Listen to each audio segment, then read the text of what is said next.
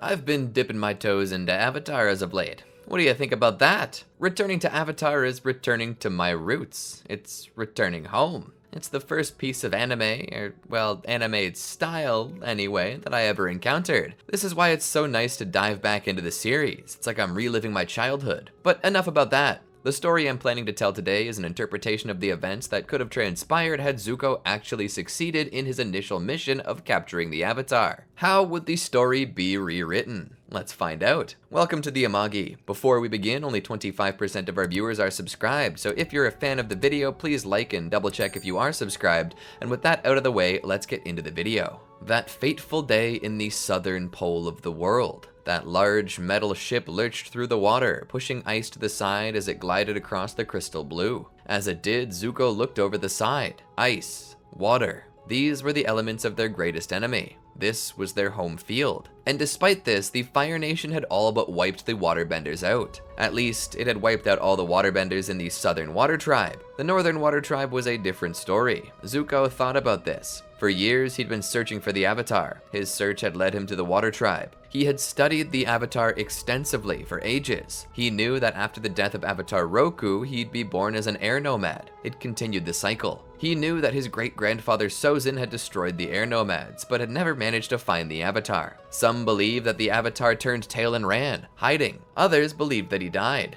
But Sozin did not. Sozin believed he was still alive, but his reason for never facing him was unknown. Nearly 100 years had passed since the war began, since the air nomads were wiped out by Sozin, and the Avatar had not been seen. This is particularly why Zuko was searching the Water Tribe. There was no way that the airbending Avatar could still be alive. Even if he had survived Sozin's initial attack and gone into hiding, there was no way that he could still be alive, which meant that his soul would have had to be reborn into the next nation on the list, that being the Water Tribe. He began to narrow down the likelihoods of where the Avatar would be. Surely he wouldn't have been born in the Northern Water Tribe. If he had been, the world would have known. Agnakella was the last bastion for the Northern Water Tribe, for the Water Tribe in general. If something such as the Avatar were to appear in this frozen fortress, then they surely would have heard about it by now. This meant that there were only two true places that he could have been born. The Southern Water Tribe, which was less defended and already mostly conquered by the Fire Nation, and the Foggy Swamp Tribe. He highly doubted that the Backwater Hicks possessed the intelligence to determine if a member of their own nation were the newest Avatar. Well, to say that they could never become a threat was wrong. After all, there was a chance that the Avatar would awaken on their own. With so many past lives of Avatars of greater stature in their lineage, the moment they drew close to the spirit world, which didn't seem out of question for a group of jungle benders, the past lives would jump out at them and immediately declare their destiny. So that wasn't to say that Zuko wouldn't search the Foggy Swamp Tribe eventually. He just planned to search the Southern first. He assumed that the Southern Water Tribe would be capable of detecting the Avatar faster. And if they did detect them, then they surely would hide the presence of the Avatar, as they knew that they would be incapable of properly defending them. This created a list to an order of priorities for Zuko based on various likelihoods. But even he had to admit that this was nothing more than a string of hunches and educated guesses held together by bubblegum and paper clips.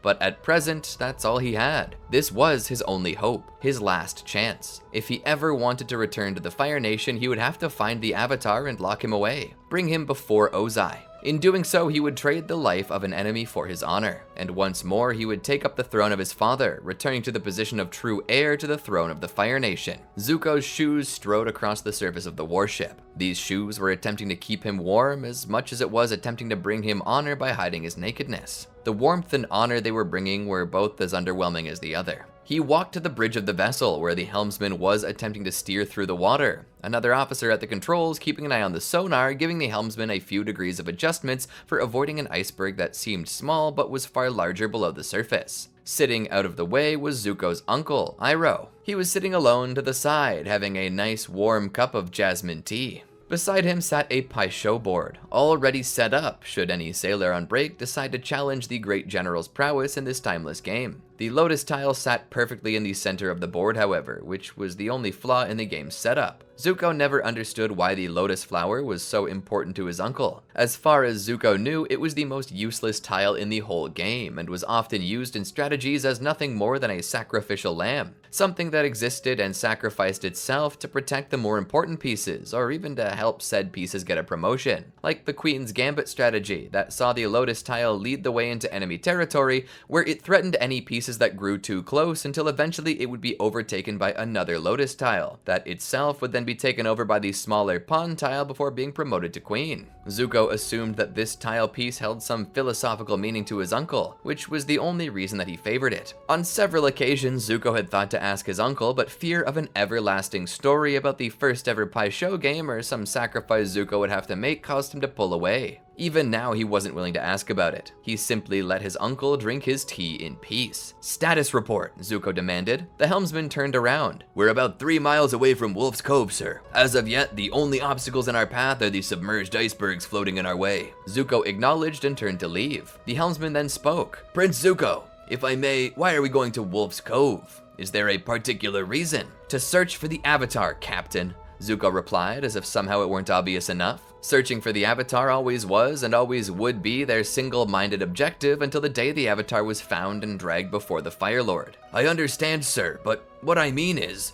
what makes you think he'll be at Wolf's Cove?" Zuko looked back, obviously growing tired of having to explain himself to a curious grunt who should follow orders instead of questioning them. "It is because logic dictates that the current Avatar not be any place where he'll be made visible. Given that the chances remain he would have reincarnated as a waterbender, that leaves only Wolf's Cove and the Foggy Swamp as his possible homes." "But Prince Zuko, how do you know that the Avatar hasn't already cycled through to the Earth Kingdom? Or even yet, how do you know that he hasn't been born into the Fire Nation?" Zuko didn't know if the Avatar had become an earthbender. He had assumed that it wasn't so, because if he had manifested into the most heavily fortified Earth Kingdom and, say, been born into the impregnable city of Ba Sing Se, the earthbender's pride, hope, and willpower would swell. The whole world would know that the Earth Kingdom had the Avatar, and the entire world would rally for a single push against the Fire Nation. And in a way, that was the danger of the Avatar, but that he represented the most dangerous concept for the Fire Nation's enemies in this world: hope. Perhaps Sozin killed the Avatar without knowing. Then that would mean that the Avatar of Earth would have been reborn 100 years ago, which he is unlikely to have lived past, which means that the Avatar would be reborn in the Fire Nation, and that the Fire Nation with which he lived sought him like a fugitive and he'd never appear. Even worse, it would be the one place where Zuko could never search for him due to his banishment. "He hasn't," Zuko said. "He's a waterbender right now, and that's why we're going here." Iroh listened to the conversation. It was true, the Avatar was a symbol of hope, but hope came in many different packages. Some big, some small, some shaped like peace, others shaped like a father's acceptance of his son. Even if Zuko didn't admit it, the Avatar gave him hope as well, even if in a different shape. But much like his nephew, Iroh knew that the Avatar was only capable of providing the outcome of hope for one group at a time. For Zuko to be accepted, he would need to bring the Avatar to his father, and if he did that, the Avatar would surely be held, mistreated, or even killed, and that would steal the hope of others. Iroh wished for Zuko to see these things and forget about his selfish quest. Zuko right now was a shackled lion, and the shackles he wore were ones he could simply decide to cast off. The world was his oyster, and he could go anywhere. The Earth Kingdom was large, and there were many a fine girl in the Earth Kingdom to give Zuko new honor. That's not to say that Iroh himself didn't consider opening up a tea shop. He loved the idea so much, but loyalty was the question here. Who was loyal to who? And who should be loyal to who? Zuko was obviously loyal to Ozai, but Ozai was another story. His loyalties lay only within himself. And Iroh was loyal to Zuko and always would be, which is why he had yet to truly retire. As Iroh looked up toward the sky outside of the bridge, he thought, for better or worse, this quest would eventually come to an end. And either Zuko would be accepted by his father, or he would realize the truth Iroh found so long ago, that Ozai didn't want Zuko back, and that this entire mission was a wild goose chase. The Avatar hadn't appeared in years. This meant it was likely that he had died in the Avatar state. If he hadn't, balance would have already been restored. The Avatar was no more, and both Iroh and Ozai knew as much. Zuko, as naive as he was, could not grasp this because he was blinded by the hope that he was still alive and could be captured. Zuko had hope, and Iroh did not have the heart to pull that away from him. It was then that a massive beam of light fired up into the heavens. Zuko saw it, as did everyone on the ship. For the span of about 5 seconds, nobody moved or spoke. There wasn't even a single blink until Zuko regained his voice. "Make for that light," he said. The helmsman changed course and began to steer the vehicle toward the direction of that pillar of light that had just shot up. "According to my calculations, this occurred just west of Wolf's Cove, sir." Zuko smiled. "It's him. It's the Avatar." "No, calm down, Prince Zuko," Iroh said. "That light could be nothing more than the spirits of the southern pole dancing in the heavens. The next supermoon is coming, and this could be nothing more than a herald of that event." But Zuko ignored him, as well he should have. Even Iroh realized that this was likely the Avatar. Iroh had seen the spirit world, and he had come into contact with such spirits. He could see things others could not, and he knew from the feel of this energy that it had to be the Avatar. But that was exactly why he didn't want Zuko to go. He feared Zuko might catch the fledgling Avatar before he had grown strong enough to deal with him. Zuko's vessel pushed through the sea for miles and began to draw closer. Eventually, the ship made landfall. Zuko and his troops disembarked and began to march toward Wolf's Cove. Reaching the gate, he demanded the doors be opened. They attempted to stall, however. That was until what appeared to be their leader being a strong word for it, made his appearance. "I am Sokka, guardian of the Southern Water Tribe. What's your business here?" Zuko looked around, his helmet cool to the touch, sitting snug on his head. He was calculating strategies for eradicating this village if he had to, and determined that this village, if it called upon the strength of a teenager to protect it, must be in dire need of warriors. Zuko smiled and returned his gaze to Sokka. "I've come to apprehend the Avatar." Sokka stood there silently for a moment. "Avatar?" Zuko's smile disappeared.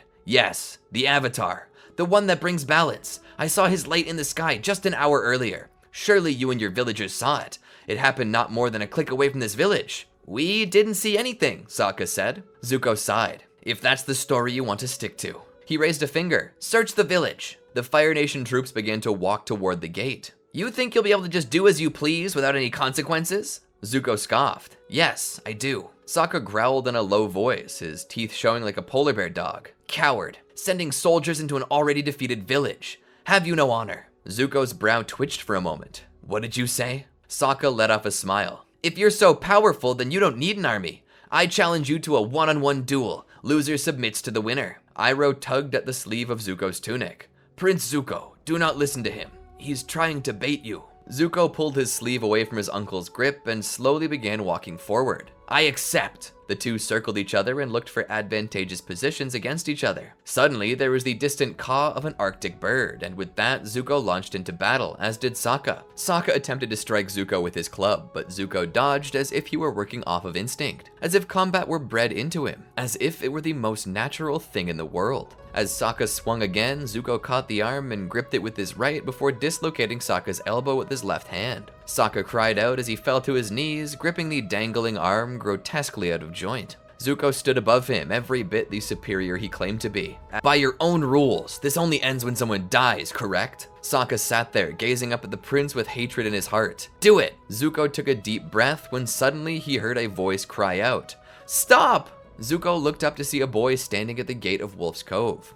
The boy had the most terrifying look on his face, but that was the least peculiar thing about him. The boy possessed no hair. His scalp was completely bald, and upon his head rested the tattoo of an arrow, something Zuko thought only air nomads possessed. In fact, he was wearing air nomad garb as well. Zuko began to wonder if it were possible. Could this be the Avatar? Zuko stepped forward. "Would I be correct in assuming that you're the Avatar?" Aang nodded. "I am. Please, don't hurt my friends. This village has done nothing to you. They only wish to live peacefully." "As do we all," Zuko said, "but we don't always get what we want." "And what is it that you want?" Aang asked. "I want to capture the Avatar and restore my honor." Aang stood there for a moment. "If I choose to go with you, will you leave Wolf Cove alone?" Zuko looked around at the scared faces and down at Sokka, whose gaze was shifting between Aang and Zuko. Zuko looked back to Aang. "I will.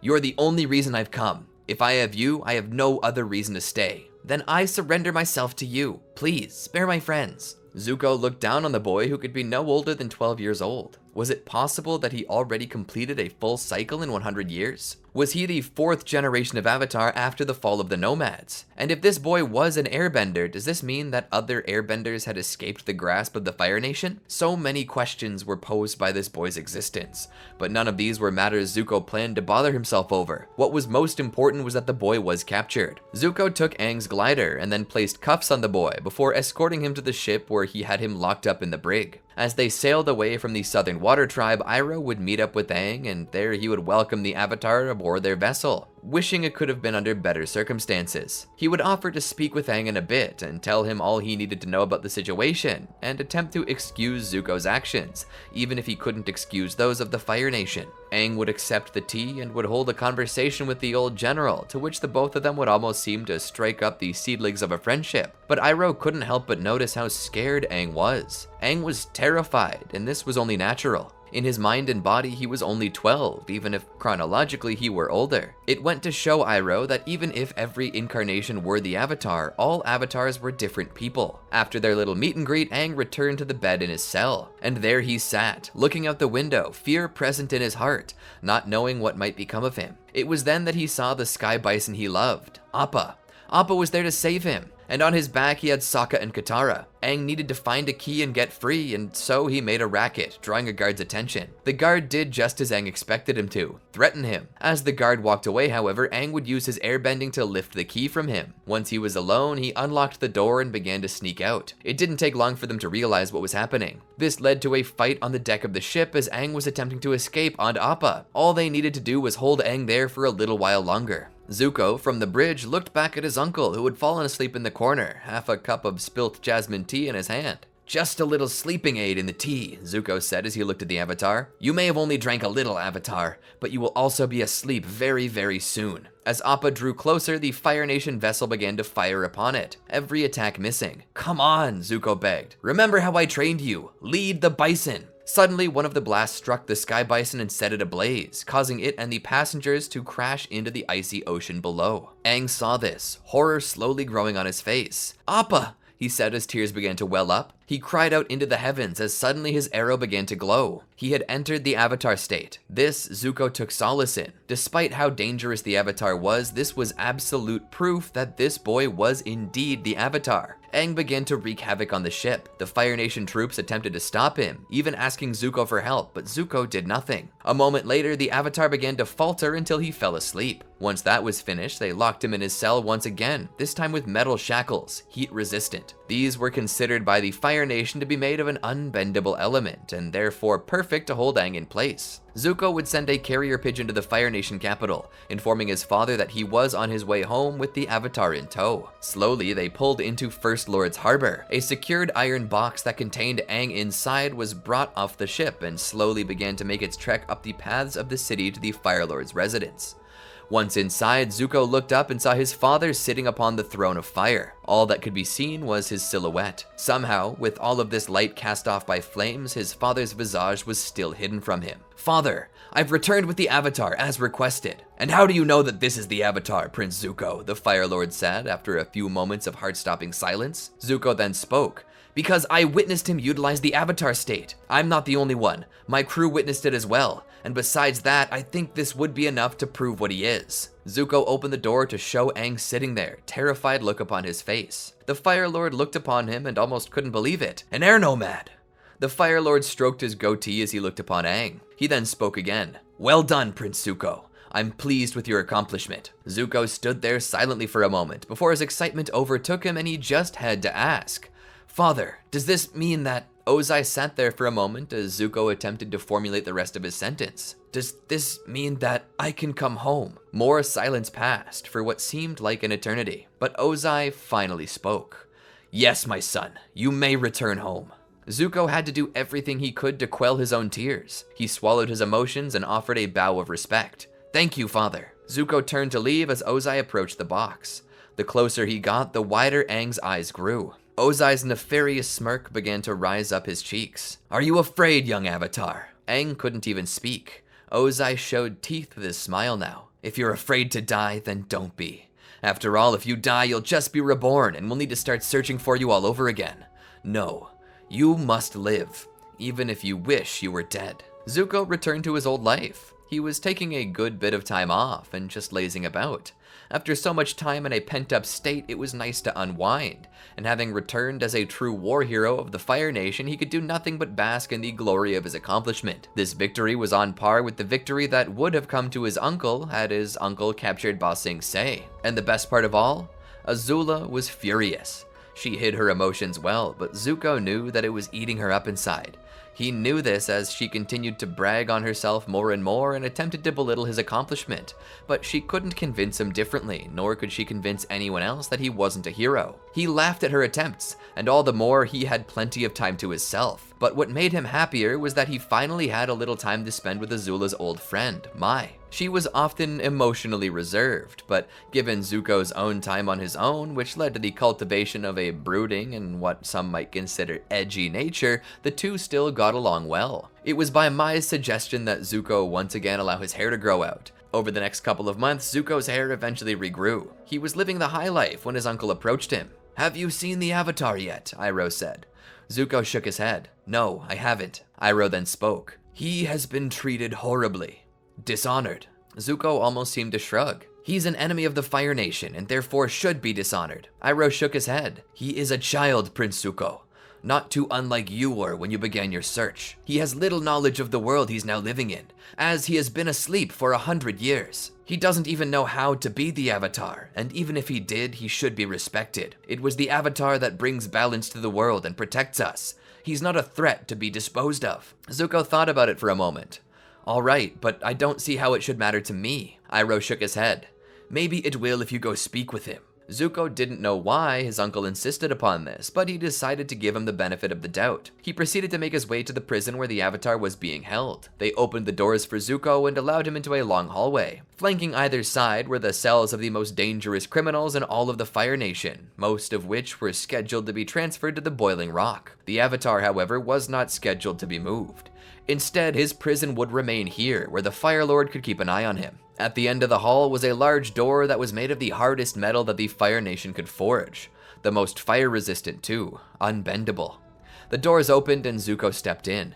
What he saw shocked him. He saw the boy he had captured, chained up by his hands just high enough that his knees couldn't touch the ground. His pants were ragged, stained with blood, and dirty from going weeks without having been changed, possibly months. The boy's ribs were bruised, and a bruise was present on his stomach from what Zuko could only assume were the efforts of the jailer's knee attempting to rob the boy's body of breath often. One eye was swollen and halfway shut, the cheek below puffed up, dried blood on his lip. The boy's hair had already begun to grow out as well, just as Zuko's had, but this time there appeared to be crude attempts to shave it, as if the guards had attempted to shave only one side of his head, and that side of his head possessed cuts on it from the shaving. Laying out before the boy were multiple scrolls and reports from what appeared to be events from 100 years prior. Tears were welling up in the boy's eyes as he sniffled. He looked like any other child. Zuko had always believed himself to be a cruel master, but upon looking at this, a flame of anger burned in his chest. He couldn't believe what he was looking at. This wasn't honorable. In shamelessly stripping this boy of any and all honor, the persecutors had stripped themselves of their own.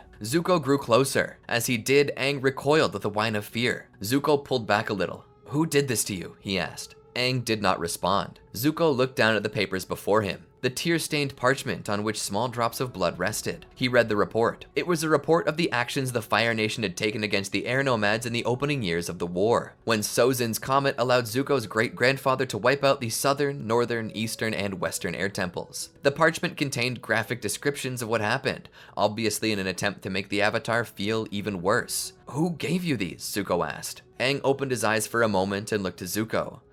Is it true?"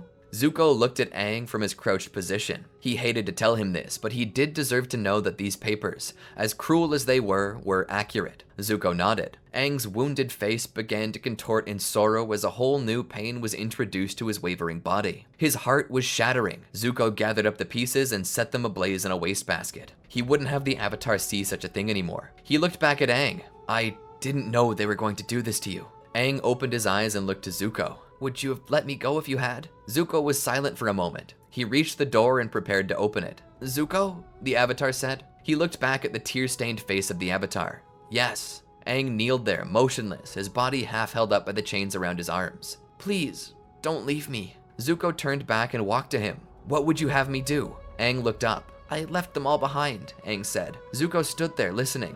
Left who behind? My people, Aang said. Zuko stood there and listened. Aang told him the story that had been on his heart since the day he received the news of what happened to the air nomads. They told me that I was the Avatar, and that they planned to take me away from my greatest friend, Gyatso. I was scared. I didn't want to be the Avatar. I wanted to stay with my friends. I wanted to be normal. I was so scared of what they would make me do, I flew off on Appa and planned to leave the air temple forever. But I was swept up in a storm and ended up sleeping for 100 years. The air nomads, they're dead, and I wasn't there to save them. Gyatso's dead. He protected me. He loved me. He was like my father. When I had nobody, I had Gyatso. And where was I when he needed me? When Gyatso needed me, I wasn't there. Zuko could only listen to what the boy was saying. He couldn't even respond. Aang looked up. Please, tell me what to... Aang's eyes met Zuko's for the first time in a while. This time there was no anger in them. There were tears. Zuko was crying for Aang. Zuko requested water and a towel, as well as a few other things. When provided, Zuko proceeded to clean Aang's wounds before applying ointment to them to heal, and finally wrapping them up. He then proceeded to gently shave the boy's head to honor his heritage. If you truly are the last airbender, Zuko said, then you should honor your people with the traditional hairstyle, and you should show off the arrow that marks you as master. Aang began sniffling again. Why are you being so nice to me? Zuko looked down and sighed. Because I know what it's like to have been stripped of honor. I too have lost your home and family. I know the pain you're feeling and wish if only for a moment to relieve it. Zuko made his way to the door again. He knocked and heard the guard unlock it. Hey, Zuko, Aang said from behind. Zuko turned back. Yes. Aang finally managed to smile after all this time, even if it was a sorrowful one. Thanks. Zuko nodded. I will attempt to ensure that the guards treat you with civility. I'll return soon to make sure that they follow my command. Zuko left. He attempted to force the guards to treat Aang with respect, but they informed the prince that this that had been done to Aang was all by orders of Ozai. Ozai had called this training an unruly puppy. It sickened Zuko. His father had ordered the torturing of an innocent child. What kind of man did that? Zuko was unable to properly protect Aang, and that ate at him for many weeks. He would often visit Aang just to shave his head and tend to his injuries, attempting to maybe bring peace to the suffering boy. Aang once, during Zuko's time there, said something to him that made Zuko wonder. When I was younger, I had a friend from the Fire Nation. His name was Kuzan. He and I were best friends. I never found out what happened to him. Aang looked up at Zuko. Do you think that if we had met at a different time, that we could have been friends? That question kept Zuko awake for many nights. One night, however, as he slept, he was disturbed. The sound of soldiers rushing the halls could be heard. Zuko exited his room to ask what was happening. Zuko would be told by one of the soldiers that someone had attempted to break the Avatar out and had been captured in the act. As soon as he could, Zuko would visit the assailant and was shocked to find out that it was his own uncle. Uncle, what's the meaning of this? Iroh sat there in his cell. Prince Zuko, you know as well as I that this is wrong. The imprisonment of the Avatar. He seeks to bring balance to the world, and your father fears him, because your father knows that he's casting the world out of balance. We both know what has to be done. Zuko shook his head. Are you a fool? I only just restored my honor, and you want me to squander it away with treason? You're a senile old man. Iroh sat there. The question here is who truly holds your honor. Is your honor determined by your father and how he views you? Or is your honor determined by your own actions and how you view yourself? You must ask yourself this, Prince Zuko. What is honor, and how do I achieve it? Zuko had no answer for this. He hadn't had an answer to it ever. He had literally just returned home. Was Iroh so insane as to think he would throw all of his work away just because of one child? A threat to the Fire Nation, no less. No, he wouldn't. He couldn't, right? It was no secret that Zuko agreed with Iroh, but what he was asking of him was impossible, right? Zuko turned away. Goodbye, uncle. Iroh then turned back. You're weighted down by the opinions of your father, Zuko. It's steering you off the correct path. It's time for you to ask yourself the big question. What is it that you want? Not what your father wants. What is the right thing to do? And is it worth sacrificing all of your material pleasures for true honor? That was the question indeed. The question Zuko did not yet have an answer to. But seeing the condition Aang was in last time he visited, Zuko assumed that he wouldn't be questioning it for much longer. And that's where I think I'm gonna call it quits for the day. To be frank, in my own personal opinion, Zuko has always been a good guy. He's always had bad circumstances. Just as much the journey for Aang was to figure out what it meant to be the Avatar, Zuko was on his own journey of what it meant to be Zuko. And frankly, I believe that in the end, all roads lead to the same place. It was Zuko's destiny to fight alongside Aang. After all, they share blood relation. But anyway, what did you think of the video? Leave a comment below and tell me. And if you enjoyed the video, be sure to like, subscribe, and ring the bell to be notified of more videos like this one when they release. And if you just can't wait until then, here's some more videos that you can watch. I particularly like the one on the left, but that's just me. Until next time, peace.